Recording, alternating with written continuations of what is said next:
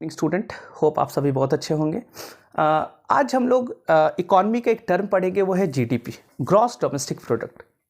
अक्सर आप न्यूज़ में सुनते होंगे कि फलाना देश का जीडीपी इतना या भारत का जीडीपी इतना, है ना। ये एग्जाम में भी आपको क्वेश्चन देखने को मिलता होगा जीडीपी से बहुत ज़्यादा।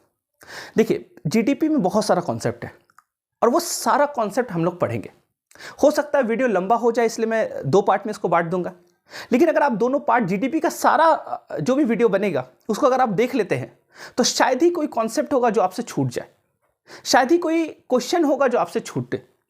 तो आप बहुत कंफर्टेबल रहोगे एग्जामिनेशन हॉल में और किसी से डिबेट डिस्कशन करोगे या जीडीपी के बारे में अगर आप लेक्चर भी दोगे तो आपके पास बहुत सारा कॉन्सेप्ट होगा। तो जीडीपी, क्योंकि जीडीपी सिर्फ देखने में बस है ना कि ये 3 वर्ड का है, ग्रॉस डोमेस्टिक प्रोडक्ट, बस बहुत छोटा चीज़ नहीं, बहुत सारा चीज़ है इसमें, बहुत सारा चीज़ है। जीडीपी को कैलकुलेट करने के लिए बहुत सारा पार्ट है, जैसे नॉमिनल जीडीपी क्या होता है, रियल जीडीपी क्या होता है, फैक्टर कॉस्ट जीडीपी क्या होता है, सारा चीज़ हम लोग यहाँ पे क्या करेंगे, समझेंगे। तो पहला चीज़ समझते हैं कि जीडीपी होता क्या है। देखिए, हम आप जो हैं, हमारे घर में भी कितना इनकम आता है उसी हिसाब से हम अपना एक्सपेंडिचर करते, खर्च करते। तो इनकम को पहले कैलकुलेट करना पड़ेगा, पहले देखना पड़ेगा कि हमारे पास इनकम कितना आ रहा है। आपका जीवन जीने का जो शैली होगा वो कहीं ना कहीं आपके आर्थिक दशा पर डिपेंड करता होगा कि आपकी आर्थिक स्थिति क्या है। उसी हिसाब से आप अपना जो जीवन का स्टैंडर्ड है उस हिसाब से आप बढ़ाएंगे या घटाएंगे। वैसे ही जो भी कंट्री होगा, एक कंट्री भी देखता है कि मेरे यहाँ टोटल इनकम कितना आता है, तो उसको हम लोग बोलते हैं राष्ट्रीय आय या नेशनल इनकम। और समझना, नेशनल इनकम कैलकुलेट करना बहुत जरूरी है। अब सवाल ये बनता है कि नेशनल इनकम कैलकुलेट कैसे होगा। अब यहां तो इतना करोड़ों लोग हैं, भारत में करोड़ों लोग हैं, अब सब कौन कितना कमा रहा है, कैसे कमा रहा है, कैसे काउंट करेंगे। तो आप समझना, नेशनल इनकम को कैलकुलेट करने के लिए बहुत सारा मेथड होता है। उसी मेथड में एक मेथड होता है, उसको बोलते हैं जीडीपी। इसके अलावा जीएनपी होता है, एनडीपी होता है, एनएनपी होता है, बहुत सारा मेथड होता है। तो हम लोग एक बहुत इंपॉर्टेंट मेथड को पढ़ रहे हैं, वो है जीडीपी।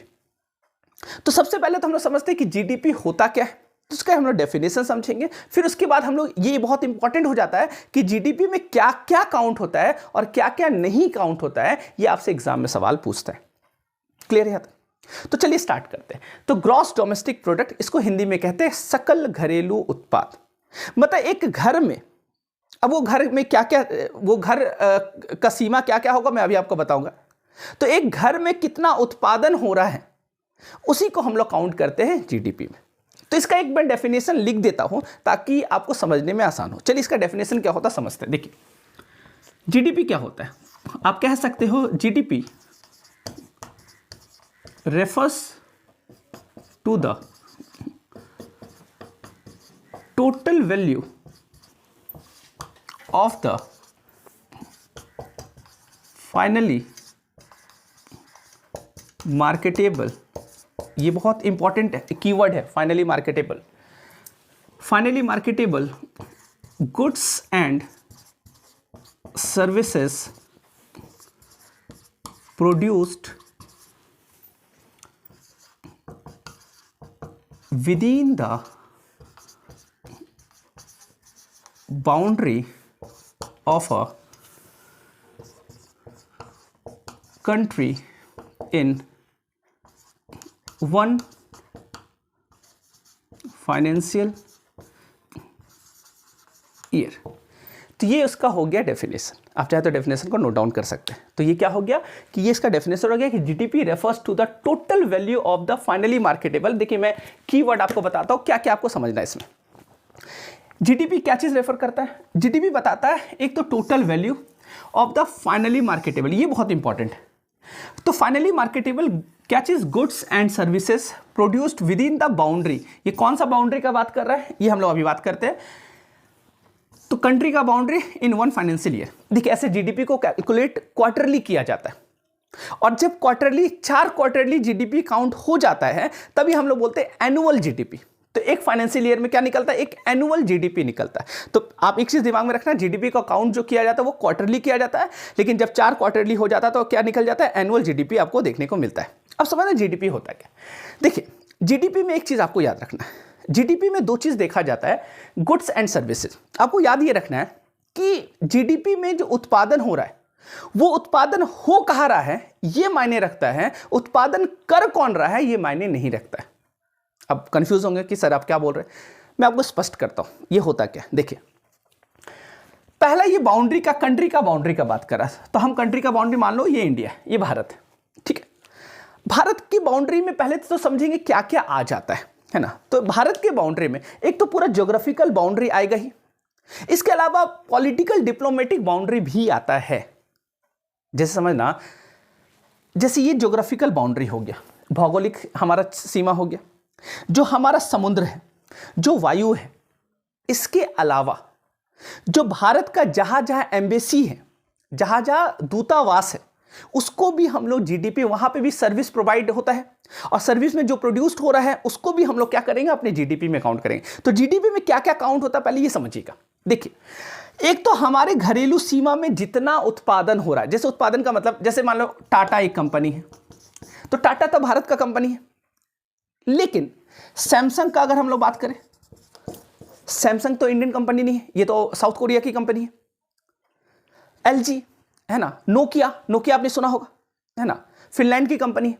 हुंडई, मारुति।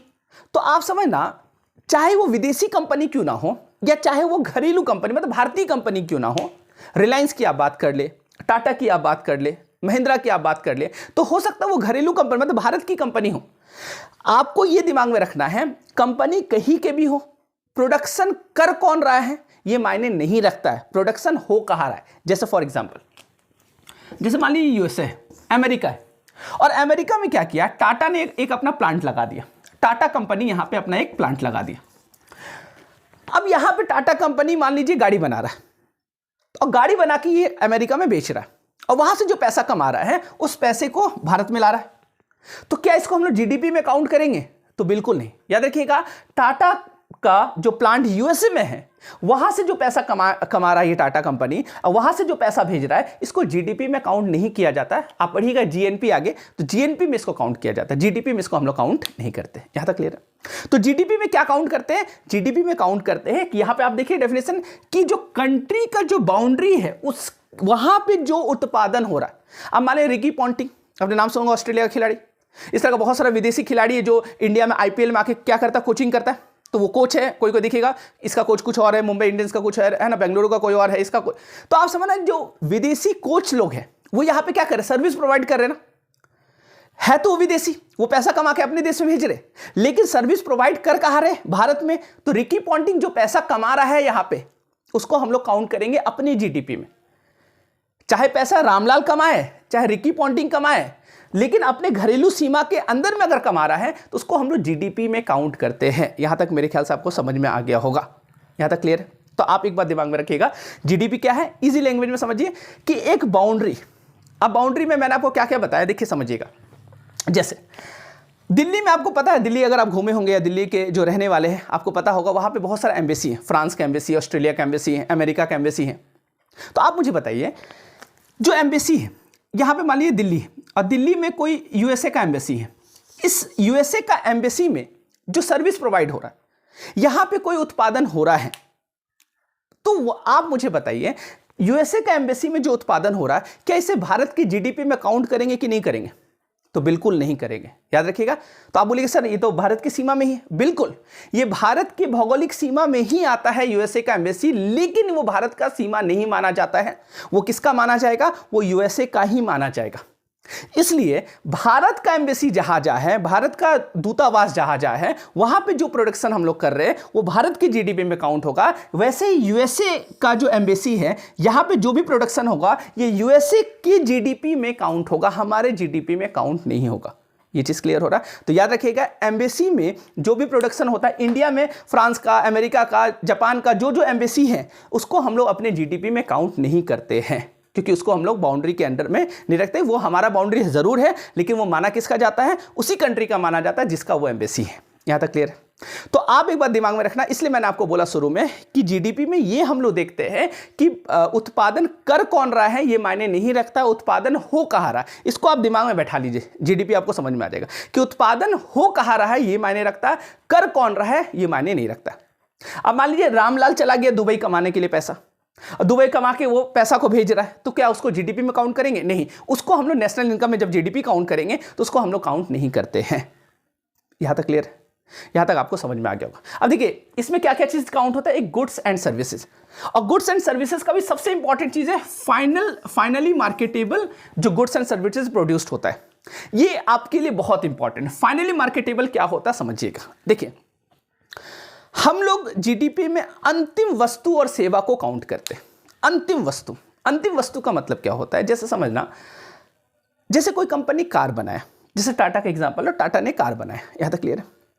अब जो कार है, मान लीजिए ये कार है, ठीक है, अब कार में चक्का भी तो लगा रहता है ना, कार में बैटरी भी तो लगा रहता है, तो हो सकता है बैटरी किसी और एक्साइड का हो, टायर जो है वो एमआरएफ का हो, जेके टायर हो, कोई भी हो सकता है। तो आप समझना, टाटा कंपनी ने एक कार बनाया, उसमें चक्का किसी और कंपनी का लगाया, बैटरी किसी और कंपनी का लगाया, या और भी जो उसमें रॉ मटेरियल या जो भी टूल्स लग रहा है वो अलग अलग कंपनी का लगाया जा रहा है। तो क्या हम लोग जीडीपी में कार को अलग काउंट करेंगे, चक्का को अलग काउंट करेंगे, बैटरी को अलग काउंट करेंगे, ऐसा होता है क्या? नहीं। याद रखिएगा, इसमें अंतिम वैल्यू जो होता है उसको हम लोग काउंट करते हैं, इसलिए यहां पे लिखा हुआ finally marketable goods and services. मतलब अंतिम वैल्यू का मतलब जब ये कार बनकर तैयार हुआ, ये कार जब मार्केट में सेल होगा, इसको हम लोग जीडीपी में काउंट करेंगे। ये इस एमआरएफ का टायर को हम लोग जीडीपी में काउंट नहीं करेंगे। ये चीज क्लियर है? तो आप मुझे एक बात बताइएगा, अब मान लीजिए मैंने ये कार खरीदा, 4-5 साल मैंने कार चलाया, अब टायर वो पूरा घिसा गया, अब मुझे लग रहा है कि टायर मुझे बदलना चाहिए, तो मैं एमआरएफ का शोरूम में गया, वहां से मैंने टायर खरीद लिया और मैं अपने इसी कार में टायर लगा दिया। तो आप बताइए क्या जीडीपी में इसको काउंट करेंगे? तो बिल्कुल करेंगे। कंफ्यूज तो नहीं हो रहा?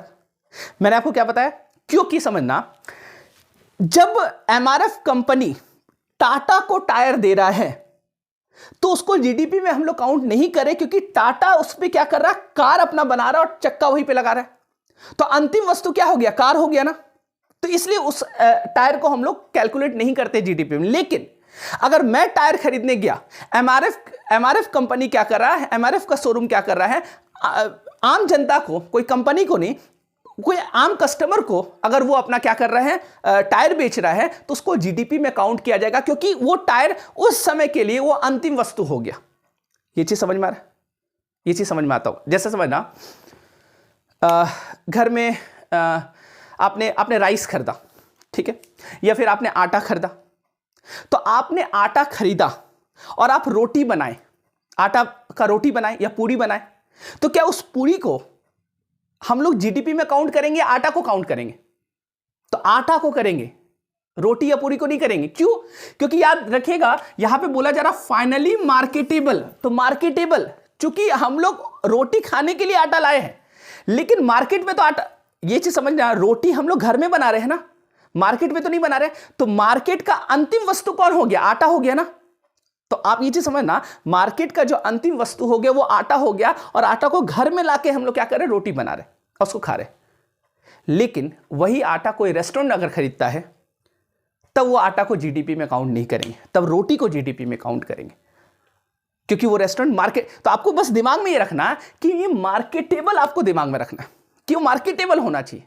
घर में जब उसको ले आए तो मार्केटेबल खत्म हो गया ना, क्योंकि रोटी मार्केट में अगर बन रहा है तब तो उसको हम लोग जीडीपी में काउंट करेंगे, लेकिन रोटी अगर घर में बन रहा है तो उसको फिर हम लोग जीडीपी में काउंट नहीं करेंगे।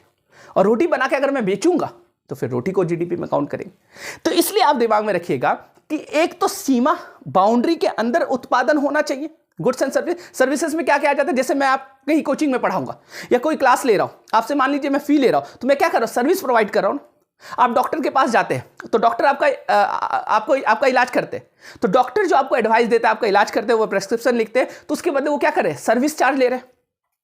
बैंक के पास गए, बैंक क्या करा, आपको सर्विस प्रोवाइड करा। ट्रांसपोर्ट सर्विस का हम लोग फायदा उठाते हैं, ट्रेन है, हवाई जहाज है ना, बस है, ट्रक है, ये सब क्या है, सर्विस दे रहा है। तो आप समझना, तो सर्विस, ये सब सर्विस सेक्टर आ गया। वैसे ही गुड्स में क्या क्या आ गया, जो प्रोडक्शन, जैसे ये मार्कर है, तो ये मार्कर जो है ये क्या हो गया, गुड्स में आ गया, तो इसको भी हम लोग जीडीपी में काउंट करेंगे और सर्विस को भी क्या करेंगे, जीडीपी में काउंट। अब मान लीजिए कोई विदेश का डॉक्टर, समझना, कोई विदेश का डॉक्टर भारत में आके इलाज कर रहा है, मान लीजिए अमेरिका का कोई डॉक्टर भारत में आके इलाज कर रहा है, तो उसको हम लोग अपने जीडीपी में काउंट करेंगे कि नहीं करेंगे? तो बिल्कुल करेंगे, क्योंकि वो भारत में कर रहा है। लेकिन कोई इंडिया का डॉक्टर यूएसए में जाके इलाज कर रहा है, या कोई प्रोफेसर यूएसए में जाके पढ़ा रहा है, तो उसको क्या हम लोग काउंट करेंगे? जीडीपी में नहीं करेंगे। तो क्योंकि आपको दिमाग में रखना है कि उत्पादन कर कौन रहा है ये मायने नहीं रखता, उत्पादन हो कहाँ रहा है ये मायने रखता है। यहां पे, यहां तक मेरे ख्याल से क्लियर हो गया। अब समझना कि जीडीपी जो है, जीडीपी में क्या क्या काउंट नहीं करते, ये इंपॉर्टेंट। क्या क्या काउंट नहीं करते, देखिए मैं आपको लिख देता हूं क्या क्या काउंट नहीं करते। देखिए जैसे तो जीडीपी में क्या नहीं काउंट किया जाता है, जैसे याद रखिएगा रॉ मटेरियल, या आप इसको इनपुट, रॉ मटेरियल और इनपुट या इनपुट है ना। जैसे मैंने कार का एग्जांपल लिया, तो कार का जो चक्का है वो उसका इनपुट हो गया ना, बैटरी जो है उसका क्या हो गया? इनपुट हो गया, है ना। जैसे इस मार्कर को बनाने में जो जो चीज का यूज किया गया, जो रॉ मटेरियल लगा होगा उसको हम लोग जीडीपी में काउंट नहीं कर रहे। जब ये मार्कर बनकर तैयार हो गया, तब ये मार्केट में जब बिकेगा, तब हम लोग इसको क्या करेंगे? जीडीपी में काउंट करेंगे। इसका जो इंक है इसमें ऑलरेडी डाला हुआ है, उसके बाद ये बेचा जा रहा ना, तो इंक को हम लोग जीडीपी में काउंट नहीं करेंगे। लेकिन जब मेरा मार्कर का इंक खत्म हो जाएगा और जब मैं इंक लेने जाऊंगा, तो उसको फिर हम लोग जीडीपी में काउंट करेंगे। मेरे ख्याल से ये आपको समझ में आता होगा।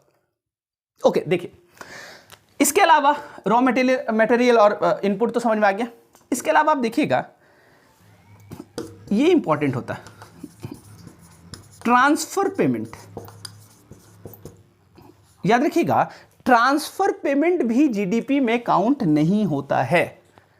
अब बोलिएगा सर ट्रांसफर पेमेंट क्या होता है, तो समझिएगा ट्रांसफर पेमेंट हम उस पेमेंट को कहते हैं, ऐसा पेमेंट जिसके बदले कोई भी सर्विस प्रोवाइड ना किया गया हो, उसे हम लोग ट्रांसफर पेमेंट कहते हैं। जैसे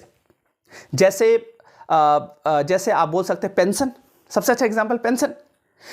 जैसे अगर आप कोई सरकारी जॉब में है, उसके बाद आप रिटायर कर गए, आपको रिटायरमेंट के बाद पेंशन मिल रहा है, तो आपको जो पेंशन मिल रहा है, वो जो पेमेंट हो रहा है, उसके बदले आप सर्विस तो नहीं दे रहे।